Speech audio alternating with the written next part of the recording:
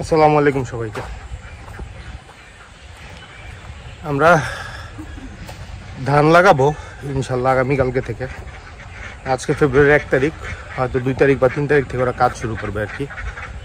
তো কোথায় কোথায় লাগাবো বা এই ধানের প্ল্যানিংটা নিয়ে ওভারঅল একটা খামার পরিস্থিতি আর কি, ঘাস খেতগুলোর কী অবস্থা, ভুট্টা ভুট্টা লাগাইছিলাম যেগুলোর কী অবস্থা, ওই জিনিসগুলো নিয়ে একটা আপডেট দেওয়ার জন্য আসলে ভিডিওটা অন করলাম। এই ধান ঘাসগুলা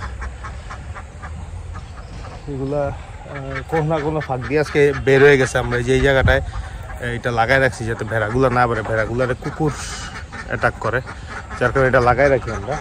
হাঁসগুলো হয়তো কোনো না কোনো একটা ফাঁক দিয়ে বের হয়ে গেছে, কারণ ঢুকতে পারতেছে না আর কি।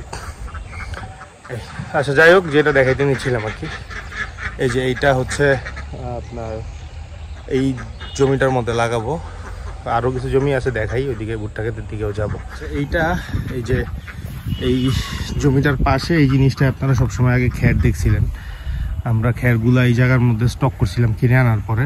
তো এটাই ঠিকঠাক করা হয়েছে, খ্যারগুলো সরায় কিছু খ্যার, পুরানো খ্যারগুলো এখানে রাখা হয়েছে, আর এবারে নতুন খ্যারগুলো এখানে এই যে একটা দেওয়া হয়েছে আর কি এটার মধ্যে।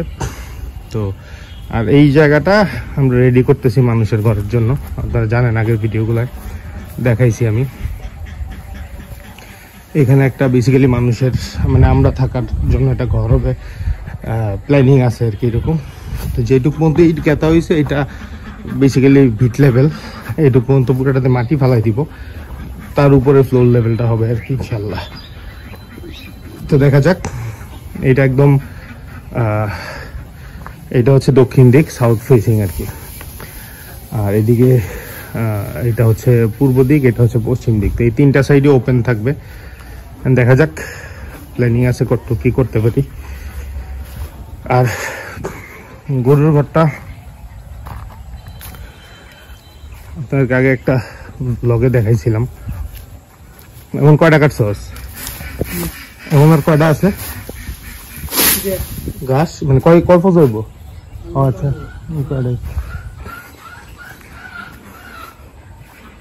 এই গরুর ঘরটা যেটা আমরা করতে নিয়েছিলাম সেটার ভিডিও তো আপনারা আগে দেখছেন, তখন হয়তো কাজটা শুরু হয়েছিল। এখন মোটামুটি একটু গুছায় আসছে, ভাবলাম আপনারা একটু দেখাই। এই যে এটা হচ্ছে, এটা ঢালাইটা হয়ে গেছে অলরেডি, এই ঢালাইটা করে ফেলছে। এটা ওয়াকওয়ে, এটা রাস্তাটা 3 ফিটের মতো আছে এই জায়গাটা। তো এটা এমনভাবে করছি যাতে একটা ছোটোখাটো গাড়ি, যে গাড়িগুলো দিয়ে ওরা খাওয়া দেয়, গাড়িকেই ঠেলা গাড়িগুলোর মতো আর কি, এগুলো যেন ঢুকে ওইরকমভাবে এটা করা হয়েছে আর কি, যেন একবারে খাওয়াটা নিয়ে ঢুকে যেতে পারে। আর এদিকে ঢালাইটা হয়ে গেছে, কোনো গোয়ারা নেই, একদম ওপেন, একদম ডিরেক্ট ফ্লোরে খাওয়া দাওয়া হবে। আর একদম ওইদিকে এদিকে স্লোপ আছে, 3 ইঞ্চি স্লোপ আছে, এদিক থেকে যদি পানি দিয়ে এটা একদম অটোমেটিক্যালি এদিকে চলে যায়। তো একদম ক্লিনিংয়ের জন্য এই দুইটা জায়গায় একটু অসুবিধা হবে, এই যে এই জায়গাগুলায়, কারণ সেখানে আমরা এই গোয়াটা ধরে রাখার জন্য 10 ইঞ্চি ইট দিয়ে একটু করে দিছি আর কি, যেন এখান থেকে ইটগুলাকে যেন ধরে রাখতে পারে। তো এই জায়গাটা একটু ইস্যু হবে, এটা সমস্যা নাই, এটা তো ওপেনই আছে। এটা একদম পানি দিলে এটা ওয়াশেবল আর কি, একদম চলে যাবে পানি দিলে। এরকমভাবে এটা এবার প্ল্যানিং করে করছি। আর ওইদিকে আরও যেখানে গরুগুলো থাকবে এই জায়গাটা আরও প্রায় 4-5 ইঞ্চির উপরে উঁচা হবে। তো ফ্লোর লেভেল আর গরুটা যেখানে খাবে সেটা সেমই থাকবে, এখানে কোনো ডিফারেন্স থাকবে না। এই গোড়াটা আজকে ঢালাই দেওয়ার কথা ছিল, এটাও রেডি হয়ে গেছে, শুধু করা বাকি, ঢালাইটা আস্তরটা বাকি আর কি। তো হইলে মোটামুটি রেডি হয়ে যাবে। এই সাইডগুলা আস্তর হয়ে গেছে, এই জায়গাগুলোর আস্তর বাকি, এই জায়গার আস্তর অলমোস্ট হয়ে গেছে। তো এখন এই গোড়াটা করলে তারপরে আপাতত আমাদের প্ল্যানিং নেই, এখানে হয়তো ইট বিছাই দিয়ে কয়েকটা গাভী পালার ইচ্ছা আছে আর কি, এটা সোলিং করে দেবো একটা সাইডে গোয়ারাগুলো রেডি হয়ে গেলে। ঘাস ক্ষেতের অবস্থা খুব সুবিধার নেই, যে জায়গায় ঘাসগুলো একটু বড় হয়েছে এগুলো আজকে কাটছে, খুব যে ভালো অবস্থা তা না।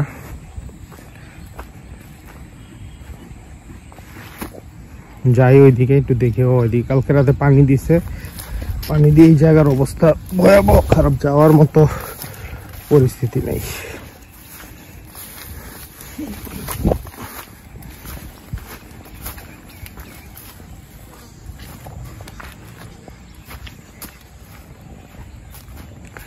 যেটা বেসিক্যালি দেখাইতে চেয়েছিলাম, এখানে তো আপনারা আগের ভিডিওগুলো দেখছিলেন, আমি জানি না আমিও করছি কিনা, কিরকম ভাবে এদিকে আইসা করছিলাম কিনা আমারও মনে নেই।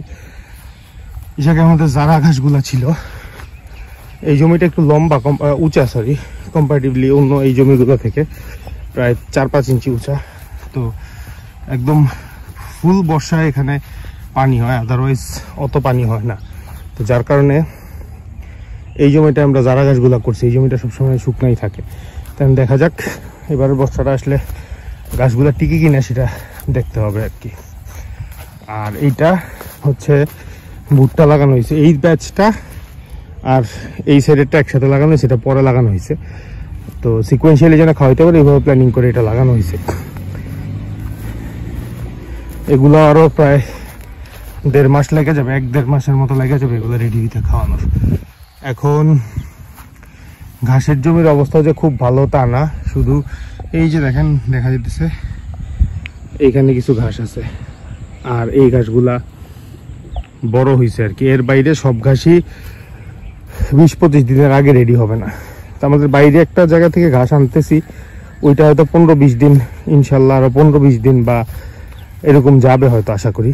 তো যদি ওইটা হয় তাইলে আমরা এখানে যদি 20 দিন খাওয়াইতে পারি ওই ঘাসটা, তাইলে ইনশাল্লাহ আমাদের ঘাসগুলো রেডি হয়ে যাবে। আর ইন বিটুইন ইমার্জেন্সি কেসে এই ঘাসটা আমরা ব্যবহার করতে পারবো আর কি। 20 দিন গেলে গিয়া 20 দিন পরে এই ঘাসগুলো যথেষ্ট বড় হয়ে যাবে, এগুলো আরো 10-12 দিন তখন খাওয়ানো যাবে। তো যদি 10-12 দিন এই ঘাসগুলো খাওয়াইতে পারি তাহলে এই ভুট্টা টুট্টা সবই তখন রেডি হয়ে যাবে। তখন ইনশাল্লাহ আমার মনে হয় আমরা আর ঘাস নিয়ে বিপদে পড়বো না আর কি। জানি না বাকিটা সবই তো প্ল্যানিং, সবই তো থিঙ্কিং, বাস্তবতা 20 দিন পরে, মানে আমি নেক্সট টাইম যখন আসবো তখন হয়তো আপনাদেরকে ঘাসের কি পরিস্থিতি সেটা ক্লিয়ারলি হয়তো বুঝায় বলতে পারবো আর কি। আর এই দুইটা জমি এখানে আমরা ধান করবো আর কি। গতবারও করছিলাম আপনারা জানেন, এইটা আর এর পরের জমিটা, এই দুইটা জমিতে আমরা এবার ধান করবো ইনশাল্লাহ। কালকে বা পরশু থেকে ওরা হয়তো লাগানো শুরু করে দিবে। আর এই জমিটায় হচ্ছে ওই জারা ঘাসগুলাই ছিল, এগুলো খাওয়ানো শেষ, এগুলোর মধ্যে আর ঘাস নাই। এগুলো উঠা শুরু হয়েছে, তো এটা একটা পজিটিভ দিক, যেহেতু মুখ বেরোয়া শুরু হয়েছে। আশা করি 20-25 দিনের মধ্যে একটা পর্যায়ে চলে যাবে আর কি। তো 20-25 দিন শেষ হয়ে গেলে এরপরে ছোট হইলেও খুব বিপদে পড়ে গেলে খাওয়াই ফেলা যাবে। আর আমরা যখন ধানের জন্য হাল বাইছিলাম তখন এই জায়গাটা করে ফেলছে, এখানেও আমরা ঘাস লাগাই দিব, এখানেও ঘাস লাগাবো। প্লাস হচ্ছে এখানে অলরেডি লাগাই দিছে, ওদের লাগানোর আমার পছন্দ হয় নাই, কিন্তু এখানে আসলে এই জায়গাটা যেহেতু কাদা কাদা জমি এভাবে লাগাইছে, এটাই আমার কাছে মনে হচ্ছে যে এটা ছাড়া এখন আর মানে ওইভাবে যদি আমরা যেভাবে এভাবে লাগাই আর কি, নর্মালি এভাবে শোয়ায় লাগাই, তো এভাবে শোয়ায় লাগাইলে ঘাসটা পচে যাবে, কারণ জমিটা পানি। তো এই জন্য খাড়া করে ওরা লাগাইছে। এইটা লাগাইছে হচ্ছে আপনার অজানা হাইব্রিড যে ঘাসটা, এইটা লাগাইছে। তো এই জমিটা সবসময়, এটা একদম সবচেয়ে লোয়ার ল্যান্ড, আমাদের পুরা প্রজেক্টের সবচেয়ে নিচা জমি হচ্ছে এটা। এই জমিগুলা থেকেও এটা প্রায় 4-5 ইঞ্চি নিচা। তো ওই জমিগুলো দেখেন, ওই যে ইয়ের লেভেলটা, ইট দেখা যাচ্ছে না, এই যে ইটটা হচ্ছে জমিটার লেভেল, বাট এটা দেখেন এর থেকে অনেক নিচে। তো এটাতে যেহেতু সারা বছরই পানি থাকে, এটার মধ্যে অন্য ঘাস লাগাইলে আসলে হবে না। তো শুধু এই জায়গাটা লাগানো হয়েছে, এই জায়গাগুলো ইনশাল্লাহ আমরা টাইম টু টাইম লাগাই দিব আর কি। এখন দেখা যাক আল্লাহ ভরসা এটা কি করতে পারি। এটা যদি অজানা হাইব্রিডটা হয়ে যায় ঠিকঠাক মতো, তাইলে মোটামুটি একটা মানে নেক্সট ইয়ারে যেমন এই জমিটা থেকে আমরা পর্যাপ্ত ঘাস আসলে পাইনি কখনই পানির কারণে। অজানাটা যেহেতু পানির ঘাস, এখন এটা হইলে বোঝা যাবে আসলে যে কতটুক রেজাল্ট পাইতেছি আর কি এই জমিটা থেকে। আর হচ্ছে এইটার মধ্যে দেখি, যেহেতু করা হয়েছে, কি লাগাবো ভাবতেছি, আমার মনে অজানাটাই লাগাবো, তারপরেও দেখা যাক। মানে এই জমিগুলো যেহেতু যারা লাগাইছি, যারা আসলে এই বছর প্রথম লাগাইলাম এটার মধ্যে, এখন আলটিমেটলি বর্ষা সিজনটা আসলে ঘাসটা হয় কি না এটাও কিন্তু একটা কোয়েশ্চেন। কারণ হচ্ছে আলটিমেটলি বর্ষায় যদি পানিটা উঠে যায় ঘাসটা মরে যাবেন, কয়দিন পানিটা থাকে সেটার উপরে ডিপেন্ড করে ঘাসটা বাঁচবে কি বাঁচবে না। তা মানে একটা মানে কোনো পরীক্ষা করা হয়নি এই জিনিসটার মধ্যে আসলে ঘাসটা সার্ভাইভ করে কিনা আর কি। তো সো এই হিসাব করে যদি এখানেও আমি চারাটা লাগাই দিই, পরে দেখা যাবে বর্ষায় 2টা জমিতে যদি পানি উঠা যায় এবং পানিটা যদি মাঝখানিক থাইকা যায়, দেখা যাবে যে ঘাসটা আসলে নষ্ট হয়ে যাবে। তো এই জন্য এই জমিটা এই রিস্কটা নিতে যেতেছি না। ইচ্ছা আছে এই জমিটাতেও সেই মজনাটাই লাগাবো আর কি। বাট এখানে চ্যালেঞ্জটা হচ্ছে এই জমিগুলায় সেচের পানিটা উঠে না, তো এখানে পাইপ দিয়ে আলাদা করে পানি দিতে, যেটাই হোক বাট ওইভাবেই করতে হবে, লাগাইতে হবে। আমি চিন্তা করছি এই পানিগুলো এদিক দিয়ে একটা লাইন ঢুকাই দিব, যাতে ড্রেনের মতো করে দিব আর কি। ড্রেনের মতো করে দিলে পানিটা ভিতরে করতে আসা যাওয়া করতে পারবে আর কি। এখন দেখা যাক, এই আর কি ঘাস নিয়ে এটাই আপডেট। ওভারঅল এই জিনিসগুলো চলতেছে আর কি। 2টা ঘরের কাজ চলতেছে, একটা গরুর ঘর আর মানুষের ঘরটা, আর একটা স্টোর রুমের কাজ করব গরুর ঘরটার পাশেই। এটা দেখি নেক্সট টাইম আসলে হয়তো একটা ভিজিবল চেঞ্জ আপনারা দেখতে পারবেন, তখন হয়তো আমি দেখাবো আর কি। আর দোয়া করেন যেন ঘাসগুলা নিয়ে আমরা যেই সমস্যাটার মধ্যে আছি এটা যেন সলভ হয়ে যায় আর কি। আমরা যেন ঘাসটাকে প্রপারলি এবার দিতে পারি গরুগুলার, কারণ গরুগুলার এখন প্রচুর খাওয়ার চাহিদা, প্লাস হচ্ছে কোরবানিও চলে আসছে। সো এখন আর সময় নাই ওইভাবে করার। দেখা যাক, আল্লাহ ভরসা, দোয়া করেন আপনারা। আর পুকুরের আপডেট নাই কোনো, পুকুরে আমরা আপাতত খাওয়া দিচ্ছি না। শীত শেষের দিকে খাওয়া আসলে দিতে হবে এখনই, খুব একটা যে টাইম হাতে আছে তাও নাই।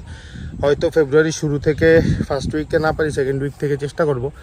এপ্রিলের মধ্যে মাছগুলো বিক্রি করার একটা ইচ্ছা আছে আর কি। তো খাওয়া দিয়ে মাছগুলোরে গুছাই নিয়ে আসতে হবে আর কি। দেখা যাক, আল্লাহ ভরসা, দোয়া করেন আপনারা সবাই।